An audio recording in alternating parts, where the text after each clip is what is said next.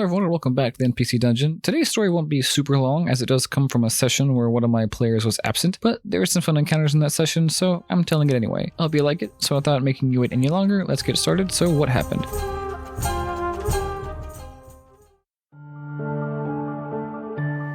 Well, to begin, we left off last time with our players being left behind by Zunzanok the Defiant and the Flying Goatman, a performing troupe from a circus whose ringleader sent them to gather the players. They brought them to a cave with the door inside apparently only the 4 players could open. After all this was reinforced by a bunch of apparently psychic vultures, they went inside, opened the door, and allowed Zunzanok and the Goatman to get away as a Bone Claw, who'd apparently at one point in time or another been Alice's father, stepped in before them to fight. And this is where we pick up. They defeated the Bone Claw and Subject 66 flew them one by one across the chasm. They stepped through the door, but this time they heard footsteps from behind, and turning around they saw another angel. She locked eyes with Seraphina and felt the spark of recognition. However, the same recognition was lost on Seraphina. "You don't remember me," said the new angel. But a new connection had been formed in Seraphina's mind. She had finally figured it out. "It was you," she accused. "So it's come to this," said the other angel. "I should have known that you'd figured out. I did what I had to do." But Seraphina was overcome by a sense of justice and hurled herself at the angel. The two ran off fighting, leaving the other 3 behind and too stunned to respond. And that was how I saw Seraphina off this session. That player was the one who couldn't make it, and so the other 3 continued on. And as they did, they all found that this dark hallway had continued on for far longer than any of them could have anticipated. And soon they became tired as they walked. They tried to turn back around, but they nearly slipped on the ground. After deciding to continue forward, it wasn't long before they discovered the source of their weariness, and the source of